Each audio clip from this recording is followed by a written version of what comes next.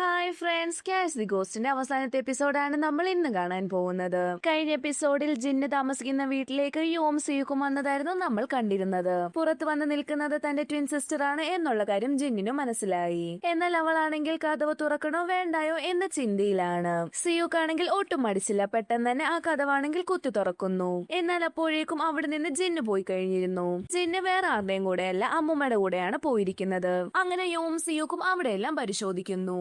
അപ്പോഴാണ് ഒരു പെൺകുട്ടിക്ക് ആവശ്യമായ സാധനങ്ങളെല്ലാം ഒരു റൂമിലിരിക്കുന്നത് യു കാണുന്നത്. അവൾക്കാണെങ്കിൽ അതെല്ലാം കണ്ടിട്ട് എന്തോ ഒരു സംശയം. അവളാണെങ്കിൽ പെട്ടെന്ന് തന്നെ അവിടെ നിന്നൊരു ചീപ്പ് എടുക്കുന്നു. ആ ചീപ്പിൽ മുടി വെച്ച് DNA ടെസ്റ്റ് ചെയ്യാൻ വേണ്ടിയിട്ടാണ് അവൾ ആ ചീപ്പ് എടുക്കുന്നത്. എന്തായാലും അമ്മുമ്മ കിട്ടിയില്ല. പക്ഷെ എത്രയും പെട്ടെന്ന് അവർക്ക് ബോസിനെ കണ്ടുപിടിക്കണം. അങ്ങനെ എല്ലാ പോലീസുകാരും കൂടെ ബോസിനെ കണ്ടുപിടിക്കാനുള്ള പ്ലാൻ എല്ലാം വിടുന്നു. അതന്വേഷിച്ചിട്ട് എല്ലാ പോലീസുകാരും വേഷം മാറിയിട്ടാണ് സബ്വേയിൽ നടക്കുന്നത്.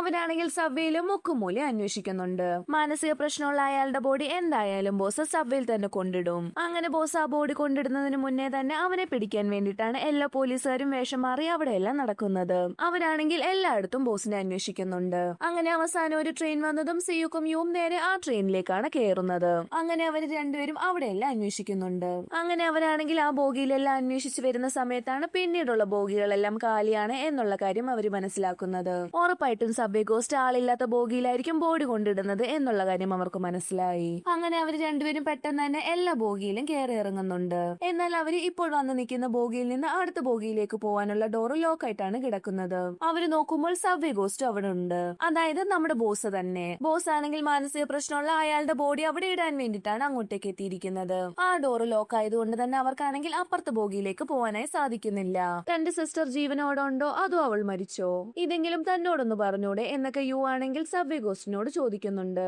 നിന്റെ സിസ്റ്റർ ജീവനോടെ ഉണ്ടോ എന്ന് എനിക്കും അറിയണം എന്നൊക്കെ പറഞ്ഞ് സബ്വേ ഗോസ്റ്റ് ആണെങ്കിൽ അവിടെ നിന്ന് പോകുന്നു. അവനാണെങ്കിൽ ഓടിക്കൊണ്ടിരിക്കുന്ന ആ ട്രെയിനിന്റെ ഡോറ് തുറന്ന് അവിടെ നിന്ന് രക്ഷപ്പെടുന്നുണ്ട്. എന്നാൽ സിയോക്കിനും യൂനും ഒന്നും തന്നെ ചെയ്യാൻ സാധിക്കുന്നില്ല. യു ആണെങ്കിൽ പൊട്ടിക്കരയുന്നു. അങ്ങനെ സിയോക്ക് ആണെങ്കിൽ അവളെ ആശ്വസിപ്പിക്കുന്നുണ്ട്. അപ്പോഴേക്കും അങ്ങോട്ടേക്ക് എക്സ് ഗേൾഫ്രണ്ടും പാർട്ട്ണറും എത്തിക്കഴിഞ്ഞിരുന്നു. അങ്ങനെ അവര് നാലുപേരും സ്റ്റേഷനിലേക്ക് എത്തി സംസാരിക്കുന്നു. അടുത്തതായി അവരിനി എന്താണ് ചെയ്യേണ്ടത് എന്നാണ് അവരെല്ലാം ഡിസ്കസ് ചെയ്യുന്നത്. ആ സമയത്താണ് സിയോക്കിന് ഒരു കോള് വരുന്നത്. അമ്മുമ്മയുടെ വീട്ടിൽ നിന്നെടുത്ത ചീപ്പിന് DNA ടെസ്റ്റിന്റെ റിസൾട്ട് ആണ് വന്നിരിക്കുന്നത്. ആ DNAയും യൂനിന്റെ DNA മാച്ചായിട്ടാണ് വന്നിരിക്കുന്നത്. അതായത് ആ വീട്ടിലുണ്ടായിരുന്നത് ജിന്ന് തന്നെയാണ് എന്നുള്ള കാര്യം അവർക്കും മനസ്സിലായി. തന്റെ സിസ്റ്റർ ആണെങ്കിൽ ഇപ്പോഴും ജീവനോടെ ഉണ്ട് എന്ന് മനസ്സിലാക്കിയ യുവും സന്തോഷിക്കുന്നുണ്ട്. എന്നാൽ ബോസ് അവളെ കണ്ടുപിടിക്കുന്നതിന് മുന്നേ തന്നെ അവർക്ക് ജിന്നിനെ കണ്ടുപിടിക്കണം. അമ്മുമ്മയുടെ കൂടെയാണ് ഇപ്പോൾ ജിന്നുള്ളത്. അതുകൊണ്ട് തന്നെ എത്രയും പെട്ടെന്ന് അമ്മുമ്മയെ കണ്ടുപിടിക്കണം എന്നൊക്കെ അവര് തീരുമാനിക്കുന്നു. അതേസമയം അമ്മുമ്മയെ നോക്കുകയാണെങ്കിൽ അവര് ജിന്നിനെ കൊണ്ടെത്തിയിരിക്കുന്നത് മറ്റൊരു അമ്മുമ്മയുടെ വീട്ടിലേക്കാണ്. ബോസിന്റെ കയ്യിൽ ജിന്ന് പെടാതിരിക്കാൻ വേണ്ടിയിട്ടാണ് അമ്മുമ്മയാണെങ്കിൽ അവളെ കൊണ്ട് ഇങ്ങോട്ടേക്ക് എത്തിയിരിക്കുന്നത്. അതേസമയം ബോസിനെ നോക്കുവാണെങ്കിൽ അവൻ ട്രെയിനിൽ നിന്ന് ചാടുന്നതല്ലേ നമ്മൾ കണ്ടിരുന്നത്. അങ്ങനെ ചാടി അവനാണെങ്കിൽ നേരെ വരുന്നത് അവന്റെ വീട്ടിലേക്ക് തന്നെയാണ്. അതായത് അമ്മൂമ്മയും ജിന്നും താമസിച്ചിരുന്ന അതേ വീട്ടിലേക്ക് തന്നെ. അവിടെയാണെങ്കിൽ ജിന്ന് ഉപയോഗിച്ച സാധനങ്ങളെല്ലാം അവൻ കാണുന്നുണ്ട്. ജിന്ന് ജീവനോടെ ഉണ്ട്. അവളെ സംരക്ഷിക്കുന്നത് തന്റെ അമ്മയാണ് എന്നുള്ള കാര്യം ബോസും മനസ്സിലാക്കി. അങ്ങനെ ബോസ് ആണെങ്കിൽ ജിന്നും അമ്മൂമ്മയും ഇപ്പോൾ താമസിക്കുന്ന വീടില്ലേ ആ വീട്ടിലേക്ക് വിളിക്കുന്നു. അങ്ങനെ ആ വീട്ടിൽ താമസിക്കുന്ന അമ്മൂമ്മയാണ് പോയി ഫോൺ എടുക്കുന്നത്. ഫോൺ എടുത്ത പാടെ അവനോട് അവന്റെ അമ്മ ഇവിടെ ഉണ്ടെന്നുള്ള കാര്യമെല്ലാം അവര് പറയുന്നു. എന്നാൽ അവൻ ഇങ്ങോട്ട് വന്നാൽ ആപത്താണ് എന്നുള്ള കാര്യം നമ്മുടെ അമ്മൂമ്മയ്ക്ക് അറിയാവല്ലോ. അവനാണെങ്കിൽ പെട്ടെന്ന് തന്നെ ജിന്നിനെ വിളിച്ച് അവിടെ നിന്ന് ഇറങ്ങുന്നു. തന്റെ മകൻ എന്തായാലും ഇങ്ങോട്ടേക്ക് വരും. ഒരിക്കലും തന്റെ കൂടെ ഒരു പെൺകുട്ടി ഉണ്ടായിരുന്നു എന്ന കാര്യം മാത്രം അവനോട് പറയരുത് എന്നൊക്കെ അമ്മൂമ്മയാണെങ്കിൽ ഈ അമ്മൂമ്മയോട് പറയുന്നുണ്ട്. അങ്ങനെ അമ്മൂമ്മയും ജിന്നും നേരെ ഒരു ടാക്സിയിലേക്കാണ് കയറുന്നത്. ആ സമയത്താണ് അമ്മൂമ്മയും ജിന്നിനെ അന്വേഷിച്ചുകൊണ്ട് ഹേസുക്കും യോനും ആ വീട്ടിലേക്ക് വരുന്നത്. ജിന്നാണെങ്കിൽ യോനിനെയും കാണുന്നുണ്ട്. അമ്മുമ്മയാണെങ്കിൽ ജിന്നിനോട് യോനിന്റെ അടുത്തേക്ക് പോകാനൊക്കെ ആവശ്യപ്പെടുന്നു. എന്നാൽ ഇത്രയും നാളും അവളെ ഈ അമ്മുമ്മയാണ് പൊന്നുപോലെ നോക്കിയത്. അത് മാത്രമല്ല അവൾ ഇപ്പോഴും വിശ്വസിക്കുന്നത് അവളാണെങ്കിൽ ജിന്നിന് ഒരു ഭാരമായിട്ടാണ്. അവളാണെങ്കിൽ ഓട്ടിസം ബാധിച്ചൊരു പെൺകുട്ടിയല്ലേ. അതുകൊണ്ട് തന്നെ യൂനിനാണെങ്കിൽ ജിന്ന് എന്നൊരു ബാധ്യതയായിരിക്കും എന്നൊക്കെയാണ് ജിന്ന് വിശ്വസിക്കുന്നത്. എന്നാൽ അങ്ങനെയൊന്നുമല്ല കാര്യം. യൂനിനാണെങ്കിൽ ജിന്നിന് വലിയ കാര്യം തന്നെയാണ്. ജിന്ന് കാണാതെ ഈ ഒരു നിമിഷം വരെയും അവള് ജിന്നിനെ കണ്ടുപിടിക്കാനുള്ള ശ്രമത്തിലാണ്. എന്നാൽ ഈ കാര്യങ്ങളൊന്നും ജിന്നിന് അറിയില്ലല്ലോ. അതുകൊണ്ട് തന്നെ ജിന്നാണെങ്കിൽ യോനിന്റെ അടുത്തേക്ക് പോകുന്നില്ല.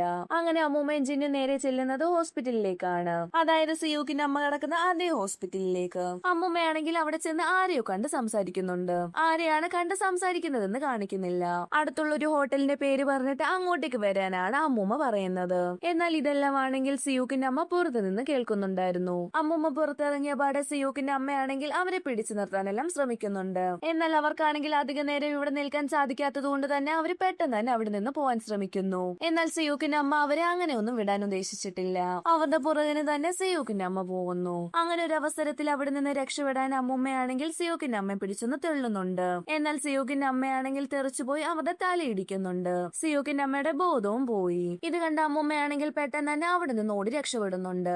അമ്മയ്ക്ക് ഇങ്ങനെയെല്ലാം സംഭവിച്ചെന്നറിഞ്ഞ സിയൂക്ക് പെട്ടെന്ന് തന്നെ അമ്മയെ കാണാനായി അങ്ങോട്ടേക്ക് എത്തുന്നു. അമ്മുമ്മയുടെ പുറകിന് ഓടിയ സമയത്താണ് സിയൂക്കിന്റെ അമ്മയ്ക്ക് ഇങ്ങനെയെല്ലാം സംഭവിച്ചത് എന്ന് ഡോക്ടർ അവനോട് പറയുന്നു. അങ്ങനെ അമ്മുമ്മയാണെങ്കിൽ ഇവിടെ വന്നിരുന്നു എന്നുള്ള കാര്യം അവനും മനസ്സിലാക്കി. എന്നാലും അവര് ഇവിടെ എന്തിനാണ് വന്നത് എന്ന് മാത്രം അറിയില്ല.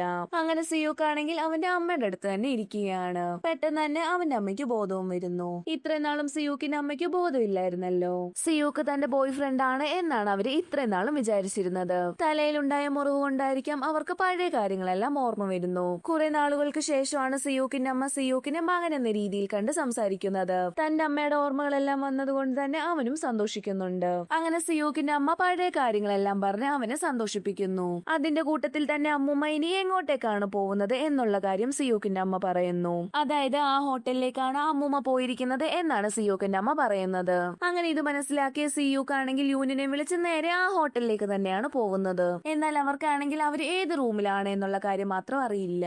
പെട്ടെന്ന് തന്നെ യു ആണെങ്കിൽ അവിടെയുള്ള റൂമുകളെല്ലാം പരിശോധിക്കുന്നു. അങ്ങനെ യു ആണെങ്കിൽ ഒരു റൂം വന്ന് മുട്ടിയതും അത് തുറന്നത് അമ്മുമ്മയാണ്. എന്നാൽ അവര് പെട്ടെന്ന് തന്നെ അവിടെ നിന്ന് ഓടി രക്ഷപ്പെടുന്നുണ്ട്. ആ മുറിയിൽ ജിന്നുണ്ടെന്നും വിചാരിച്ച യു ആണെങ്കിൽ ആ മുറിയെല്ലാം പരിശോധിക്കുന്നു. എന്നാൽ ആ മുറിയിൽ ജിന്നില്ലായിരുന്നു. യു ആണെങ്കിൽ ആ മുറിയിൽ നിന്നിറങ്ങി പെട്ടെന്ന് തന്നെ അമ്മുമ്മയെ ഫോളോ ചെയ്തു പോകുന്നു. അവരാണെങ്കിൽ നേരെ പോകുന്നത് ആ ഹോട്ടലിന്റെ തന്നെ റൂഫ് ടോപ്പിലേക്കാണ്. യുവും അവരെ ഫോളോ ചെയ്ത് ആ റൂഫ് ടോപ്പിലേക്ക് എത്തി. ഞാൻ നിങ്ങളെ ഒന്നും ചെയ്യില്ല, എന്റെ സിസ്റ്റർ എവിടെയാന്ന് മാത്രം പറഞ്ഞാൽ മതി, അവൾക്ക് ഒരു കുഴപ്പവും ഇല്ലല്ലോ എന്നൊക്കെ ചോദിച്ച് യു ആണെങ്കിൽ അവിടെ നിന്ന് കരയുന്നു. നീ നിന്റെ സിസ്റ്ററിനെ കണ്ടുപിടിക്കുന്നതിന് മുന്നേ തന്നെ ആദ്യം ആ സബ്വേ ഗോസ്റ്റിനെ അറസ്റ്റ് ചെയ്യണം. ഇത്രയും നാള് ജിന്നെ ജീവനോടെ ഇരുന്നത് തന്നെ ഞാൻ അവളെ സംരക്ഷിച്ചത് കൊണ്ടാണ്. അവൾ ഇപ്പോൾ നിന്റെ കൂടെ ആയിരുന്നെങ്കിൽ അവൾ എപ്പോഴേ മരണപ്പെട്ടേനെ. ജിന്ന് എവിടെയാണ് എന്നുള്ള കാര്യമെല്ലാം ഞാൻ പറഞ്ഞു തരാം. എന്നാൽ അതിനു മുന്നേ തന്നെ നീ എന്റെ മകനെ അറസ്റ്റ് ചെയ്യണം എന്നൊക്കെ അവര് പറയുന്നു. അങ്ങനെ അമ്മൂമ്മയാണെങ്കിൽ ജിന്ന് ഇപ്പോൾ എവിടെയാണെന്ന് പറയാൻ വരുന്ന സമയത്താണ് അവര് പെട്ടെന്ന് തന്നെ പേടിക്കുന്നത്. വേറൊന്നും കൊണ്ടല്ല, അങ്ങോട്ടേക്ക് സബ്വേ ഗോസ്റ്റ് എത്തിയിരുന്നു.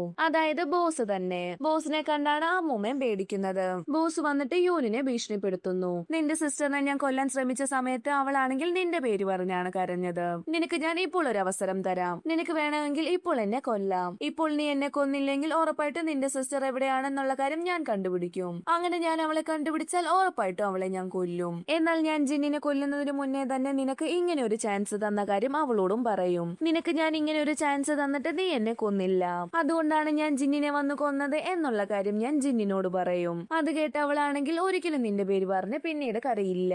അപ്പോൾ ഞാനിത് നിനക്ക് അവസാനമായി തരുന്ന ഒരു ചാൻസ് ആണ്. നിനക്ക് വേണമെങ്കിൽ ഇപ്പോൾ എന്നെ കൊല്ലാം എന്നൊക്കെ ബോസ് പറയുന്നു. യു ആണെങ്കിൽ അവളുടെ കയ്യിലിരിക്കുന്ന തോക്കും എടുക്കുന്നു. 1-2 തവണ അവൾ ഷൂട്ട് ചെയ്തെങ്കിലും അതിൽ നിന്ന് ബുള്ളറ്റ് ഒന്നും വരുന്നില്ല. അവൾക്കാണെങ്കിൽ അവനെ ഷൂട്ട് ചെയ്യാനുള്ള ധൈര്യവും ഇല്ല. അങ്ങനെ യു എന്ത് ചെയ്തെന്നോ, അവളുടെ കയ്യിൽ വിലങ്ങുണ്ടായിരുന്നു. ആ വിലങ്ങാണെങ്കിൽ ബോസിനെ ഇടിപ്പിക്കാനായി അവൾ അടുത്തേക്ക് ചെല്ലുന്നു. എന്നാൽ ബോസിന്റെ കയ്യിൽ അവന്റെ കയറുണ്ടായിരുന്നു. ആ കയറ് വെച്ച് ബോസ് ആണെങ്കിൽ യൂനിന്റെ കഴുത്തും മുറുക്കുന്നുണ്ട്. അങ്ങനെ യു അവിടെ കിടന്ന് പിടയ്ക്കുന്നു. പെട്ടെന്ന് തന്നെ അമ്മൂമ്മ ഓടിയെത്തി അവനെ പിടിച്ചു മാറ്റി. അങ്ങനെ ബോസ് ആണെങ്കിൽ അമ്മൂമ്മയുടെ നേരെയാണ് ചെല്ലുന്നത്. ജിൻ എവിടെയാണ് എന്നും ചോദിച്ചുകൊണ്ടാണ് ബോസ് അമ്മൂമ്മയുടെ നേരെ ചെല്ലുന്നത്. അവനാണെങ്കിൽ അവന്റെ കയ്യിലിരുന്ന ഒരു കത്തിയെടുത്ത് അവന്റെ അമ്മയെ പേടിപ്പിക്കുന്നുണ്ട്. തന്റെ മകനാണെങ്കിൽ അവന്റെ മകൾ മരണപ്പെട്ട വിഷമത്തിലാണ് ഇങ്ങനെയെല്ലാം ചെയ്തു കൂട്ടിയത് എന്നാണ് അവർ ഇത്രയും നാളും വിശ്വസിച്ചിരുന്നത്. എന്നാൽ തന്റെ മകൻ ഇപ്പോൾ വെറും ഒരു മൃഗമായി മാറിയിരിക്കുകയാണ്. ആരെ വേണമെങ്കിലും കൊല്ലാൻ ഒരു മടിയില്ലാത്ത ഒരു മൃഗമായി അവൻ മാറിയിരിക്കുകയാണ്. ഇനിയും അവനെ ന്യായീകരിക്കാൻ തനിക്കാവില്ല. ഇതിന് പോംവഴി താൻ മരിക്കുന്നതാണ് എന്നും പറഞ്ഞ അമ്മൂമ്മയാണെങ്കിൽ അവിടെ കയറിയിരിക്കുന്നു. എന്നാൽ ആ സമയത്ത് തന്നെ അങ്ങോട്ടേക്ക് ആരോ വരുന്നെന്ന് മനസ്സിലാക്കിയ ബോസ് ആണെങ്കിൽ യൂനിന്റെ ബോഡിയും വലിച്ച് അവിടെ നിന്ന് മാറി ഒളിച്ചിരിക്കുന്നു. വന്നിരിക്കുന്നത് സിയൂക്കാണ്. സിയൂക്ക് നോക്കുമ്പോൾ അമ്മൂമ്മയാണെങ്കിൽ താഴെ ചാടാൻ വേണ്ടിട്ട് അതിന്റെ മുകളിൽ കയറിയിരിക്കുന്നതാണ് കാണുന്നത്. അവനാണെങ്കിൽ ആ അമ്മൂമ്മയുടെ മനസ്സ് മാറ്റാനൊക്കെ ശ്രമിക്കുന്നുണ്ടെങ്കിലും അവര് അതൊന്നും കേൾക്കുന്നില്ല. ഒളിച്ചിരിക്കുന്ന തന്റെ മകനെ നോക്കിക്കൊണ്ട് തന്നെ അവരാണെങ്കിൽ ആ ബിൽഡിങ്ങിന്റെ മുകളിൽ നിന്ന് ചാടുന്നു. ഇത് കണ്ട സബ്വേ ഗോസ്റ്റ് ആണെങ്കിൽ പെട്ടെന്ന് തന്നെ അമ്മയെന്നും വിളിച്ചുകൊണ്ട് താഴേക്ക് ഇറങ്ങി പോകുന്നുണ്ട്. ഇതാണെങ്കിൽ സിയൂക്കും കാണുന്നുണ്ട്. അപ്പോഴാണ് അവിടെ ബോസ് ഒളിച്ചിരുന്ന കാര്യം അവനും മനസ്സിലാക്കുന്നത്. പെട്ടെന്ന് തന്നെ അവനും ബോസിനെ ഫോളോ ചെയ്യുന്നുണ്ട്. യൂനിനാണെങ്കിൽ വേറെ പ്രശ്നമൊന്നുമില്ല.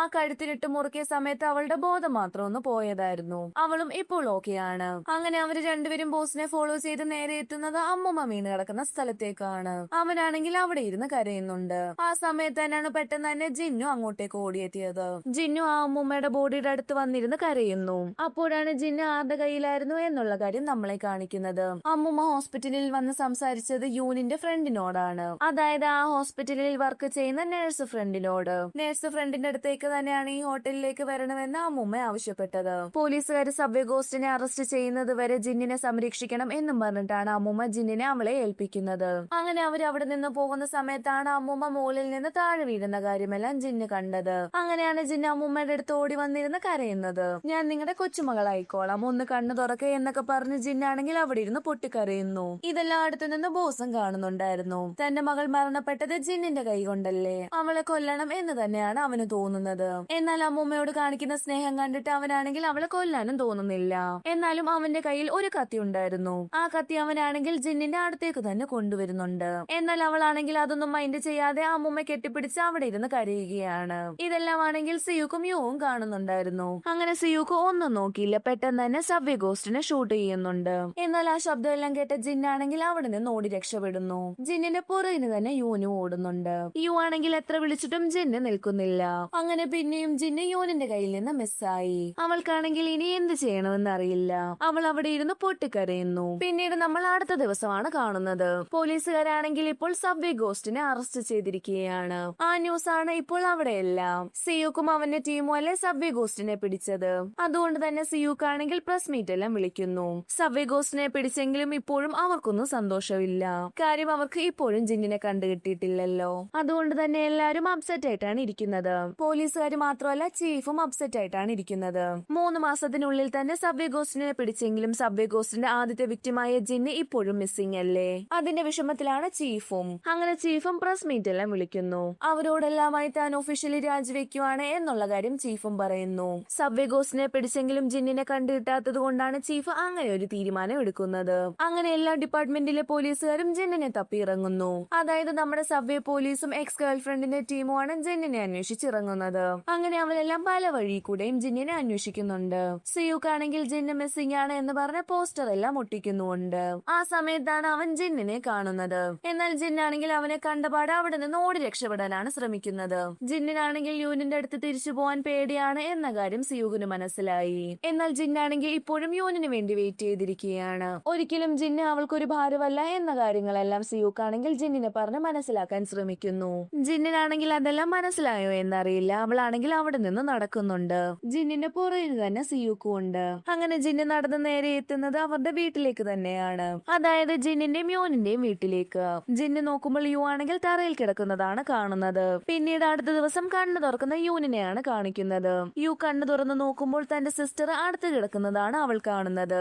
ആ സമയത്ത് തന്നെ ജിന്നും കണ്ണു തുറക്കുന്നുണ്ട്. അവര് രണ്ടുപേരും ആകെപ്പാട് ഇമോഷണൽ ആവുന്നു. താൻ ജിന്നിനെ എത്രത്തോളം സ്നേഹിക്കുന്നുണ്ടെന്നും അവളെ മിസ് ചെയ്ത കാര്യങ്ങളെല്ലാം യു പറയുന്നു. ജിന്നും യൂനിനെ മിസ് ചെയ്തു എന്നുള്ള കാര്യങ്ങളെല്ലാം അവളോടും പറയുന്നു. അങ്ങനെ സിയുക്കും യുവും കൊളീഗ്സും ജിന്നും എല്ലാരും കൂടെ ഒരു ഔട്ടിങ്ങിനായി വന്നിരിക്കുകയാണ്. എല്ലാവരും ഹാപ്പിയാണ്. അങ്ങനെ അവരെല്ലാവരും അവിടെ ടൈം സ്പെൻഡ് ചെയ്യുന്നുണ്ട്. നമുക്ക് മറ്റൊരു സ്ഥലത്തേക്ക് പോവാമെന്നും പറഞ്ഞ സിയുക്ക് അവരെല്ലാം മറ്റൊരു സ്ഥലത്തേക്കാണ് കൊണ്ടുപോകുന്നത്. ഒരു വെള്ളച്ചാട്ടത്തിന്റെ അടുത്തേക്കാണ് അവൻ അവരെ കൊണ്ടുപോകുന്നത്. അവിടെയും അവരെല്ലാം എൻജോയ് ചെയ്യുന്നുണ്ട്. അങ്ങനെ സിയുക്കാണെങ്കിൽ യൂനിന് ഒരു ബോക്സ് നൽകുന്നു. ആ ബോക്സിനകത്ത് ഒരു മാലയായിരുന്നു. ആ മാലയിൽ ജിന്നിന്റെ പേരും ഉണ്ട്. അതിന്റെ കൂട്ടത്തിൽ തന്നെ സിയൂക്കിന്റെ യൂനിന്റെ നമ്പർ കൂടെ ആ മാലയിലുണ്ട്. അത് ജിന്നിനെ പ്രസന്റ് ചെയ്യാൻ വേണ്ടിയിട്ടാണ് സിയൂക്ക് ഇരിക്കുന്നത്. ജിൻ എപ്പോഴെങ്കിലും മിസ്സായി പോയി കഴിഞ്ഞാൽ അവൾക്ക് ഈ നമ്പർ നോക്കി അവരെ രണ്ടുപേരും കോണ്ടാക്ട് ചെയ്യാൻ സാധിക്കുമല്ലോ. അതുകൊണ്ടാണ് സിയൂക്ക് അങ്ങനെ ഒരു മാല ഉണ്ടാക്കിയിരിക്കുന്നത്. അങ്ങനെ അതെല്ലാം കഴിഞ്ഞ് അവർ രണ്ടുപേരും നേരെ ചെല്ലുന്നത് സ്റ്റേഷനിലേക്കാണ്. അന്നത്തെ ജോലിയെല്ലാം കഴിഞ്ഞ് അവർ രണ്ടുപേരും റെസ്റ്റ് ചെയ്യാനായി പോകുന്നു. അങ്ങനെ അവരവിടെ റെസ്റ്റ് ചെയ്യുന്ന സമയത്താണ് സിയൂക്ക് അന്ന് യൂനിനെ പ്രപ്പോസ് ചെയ്തില്ലായിരുന്നോ, അതിനൊരു മറുപടി സിയൂക്ക് യൂനിനോട് തിരക്കുന്നത്. ഇത് കേട്ടപാടെ യു ആണെങ്കിൽ അവനോട് യെസ്സും പറയുന്നുണ്ട്. ഇത് കേട്ട സിയൂക്ക് ആകെപ്പാടെ എക്സൈറ്റഡ് ആവുന്നു. അവർക്ക് രണ്ടുപേർക്കും നാണം വരുന്നുണ്ട്. അങ്ങനെ അവര് രണ്ടുപേരും കൈ പരസ്പരം പിടിച്ചാണ് അന്ന് അവിടെ കിടന്നുറങ്ങുന്നത്. അങ്ങനെ അടുത്ത ദിവസം രാവിലെ തന്നെ എണീക്കുന്നത് യു ആണ്. സിയൂക്ക് എണ്ണീറ്റ് വന്ന പാടെ യു ആണെങ്കിൽ നമുക്ക് റൗണ്ട്സിന് പോവാം എന്നും പറഞ്ഞ് അവനെ അവിടെ നിന്ന് വിളിച്ചുകൊണ്ട് പോകുന്നുണ്ട്. അങ്ങനെ അവര് രണ്ടുപേരും കൈയെല്ലാം പിടിച്ച് ഹാപ്പിയായി തന്നെ റൗണ്ട്സിന് പോകുന്നു. അങ്ങനെ റൗണ്ട്സിനെല്ലാം ശേഷം അവര് നേരെ ചെല്ലുന്നത് യൂനിന്റെ വീട്ടിലേക്ക് തന്നെയാണ്. ജിന്നാണെങ്കിൽ ഇപ്പോൾ യൂനിന്റെ നഴ്സ് ഫ്രണ്ടിന്റെ കൂടെയാണ് ഉള്ളത്. അങ്ങനെ വീട്ടിലാണെങ്കിൽ ഇവര് രണ്ടുപേരും മാത്രമാണ് ഉള്ളത്. രണ്ടുപേരും ഒരു ഡേറ്റിനൊക്കെ പോവാനായിട്ടാണ് ഒരുങ്ങിയിരിക്കുന്നത്. എന്നാൽ അവര് രണ്ടുപേരും ആ പ്ലാൻ എല്ലാം മാറ്റി അവിടെ തന്നെ ഇരുന്ന് സംസാരിക്കുന്നു. അങ്ങനെ സംസാരിച്ച് അവസാനം അവര് രണ്ടുപേരും കിസ് ചെയ്യുന്നു. അങ്ങനെ പിന്നീട് അടുത്ത ദിവസമാണ് കാണിക്കുന്നത്. രാവിലെ തന്നെ കൊളീഗ് ആണെങ്കിൽ ഓഫീസിലേക്ക് ഓടിയെത്തുന്നു. നമ്മുടെ 3 പോക്കറ്റടിക്കാരില്ലായിരുന്നോ, ബോസും മൊട്ടയും കൊച്ചുപയ്യനും. അവരെ പോലെ തന്നെയുള്ള മറ്റൊരു പോക്കറ്റടിക്കാരനെ താൻ കണ്ടു എന്നും പറഞ്ഞിട്ടാണ് കൊളീഗ് അങ്ങോട്ടേക്ക് ഓടിയെത്തിയിരിക്കുന്നത്. അങ്ങനെ എത്രയും പെട്ടെന്ന് അവനെ കണ്ടുപിടിക്കണമെന്നും പറഞ്ഞ് അവരെല്ലാം തയ്യാറെടുക്കുന്നു. പിന്നീട് നമ്മൾ കാണുന്നത് ആ പോക്കറ്റടിക്കാരനെയാണ്. അവനാണെങ്കിൽ ഒരു ബോഗിയിലേക്ക് എത്തുന്നു. അവൻ നോക്കുമ്പോൾ അവിടെയുള്ള എല്ലാവരും ഉറങ്ങിക്കിടക്കുന്നു. ഈ ഉറങ്ങിക്കിടക്കുന്നവരെ കണ്ടിട്ട് നിങ്ങൾക്ക് ആരെയെങ്കിലും പോലെ തോന്നുന്നുണ്ടോ? ഇവരെല്ലാം ആരാണെന്ന് നമുക്ക് ഇപ്പോൾ മനസ്സിലാവും. അങ്ങനെ ഈ പോക്കറ്റടിക്കാരൻ അവിടെയാണെങ്കിൽ ഒരാൾ കിടപ്പുണ്ടായിരുന്നു. അയാളുടെ സൈഡിലേക്ക് പോയിരിക്കുന്നു. എന്നിട്ട് അയാളുടെ പാന്റിന്റെ പോക്കറ്റിൽ നിന്ന് അയാളുടെ പേഴ്സ് ഓടിച്ചു മാറ്റുന്നുണ്ട്. അങ്ങനെ ആ വ്യക്തി പെട്ടെന്ന് തന്നെ എണ്ണീക്കുന്നു. അത് വേറെ ആരുമല്ല, സിയൂക്കാണ്. സിയൂക്ക് മാത്രമല്ല, നമ്മുടെ യോനു അവിടെ ഉണ്ട്. എന്നാൽ അവര് രണ്ടുപേരും മാത്രമല്ല, എക്സ് ഗേൾ ഫ്രണ്ടും പാർട്ട്ണർ കൂടി അവിടെ ഉണ്ട്. അവരാണെങ്കിൽ മറ്റൊരു കേസിന്റെ ആവശ്യത്തിന് ഇയാളെ അറസ്റ്റ് ചെയ്യാൻ വേണ്ടിയിട്ടാണ് എത്തിയിരിക്കുന്നത്. എന്നാൽ നമ്മുടെ സബ്വേ പോലീസ് ആണെങ്കിൽ പോക്കറ്റ് അടിക്കാരനാണ് എന്നും പറഞ്ഞിട്ടാണ് ഇയാളെ അറസ്റ്റ് ചെയ്തിരിക്കുന്നത്. അങ്ങനെ ഇയാളുടെ പേരും പറഞ്ഞ് അവര് 4 പേരും അവിടെ കിടന്ന് അടികൂടുന്നുണ്ട്. എന്നാൽ യു ആണെങ്കിൽ അവൾ എപ്പോഴും ചെയ്യാൻ ഉദ്ദേശിക്കുന്ന കാര്യം തന്നെ ചെയ്യുന്നു. അതായത് അവളുടെ കയ്യിലുള്ള വിലങ്ങാണെങ്കിൽ അയാളെ ഇടിയിപ്പിക്കുന്നു. ആരാണോ വിലങ്ങിടുന്നത് അവർക്ക് അയാളെ കൊണ്ടുപോവാം എന്നൊരു നിയമം അവിടെയുണ്ട്. അതുകൊണ്ടാണ് യു എപ്പോഴും ഒരു വിലങ്ങുമായി നടക്കുന്നത്. എന്നാൽ എക്സ് ഗേൾ ഫ്രണ്ടും പാർട്ട്ണറും അതിന് സമ്മതിക്കുന്നില്ല. അങ്ങനെ ആകപ്പാടെ 4 പേരും അവിടെ കിടന്ന് വഴക്ക് കൂടുന്നു. ഈ സീനും കാണിച്ചുകൊണ്ടാണ് നമ്മുടെ ഡ്രാമ ക്യാച്ച് ദി ഗോസ്റ്റ് അവസാനിക്കുന്നത്. ഒരു ഹാപ്പി എൻഡിംഗ് ആയിട്ടാണ് നമ്മുടെ ഈ ഡ്രാമ അവസാനിച്ചിരിക്കുന്നത്. ഇതേപോലുള്ള ഡ്രാമകൾ കാണാനായി ഈ ചാനൽ ഒന്ന് സബ്സ്ക്രൈബ് ചെയ്ത് വെക്കാൻ മറക്കല്ലേ. അപ്പോൾ പുതിയൊരു ഡ്രാമയായി പെട്ടെന്ന് തന്നെ വരാം. ഈ ഡ്രാമ ഇഷ്ടമായെങ്കിൽ സപ്പോർട്ട് ചെയ്ത് കൂടെ കൂട്ടുമല്ലോ അല്ലേ. അതുവരേക്കും bye bye from movie talkies.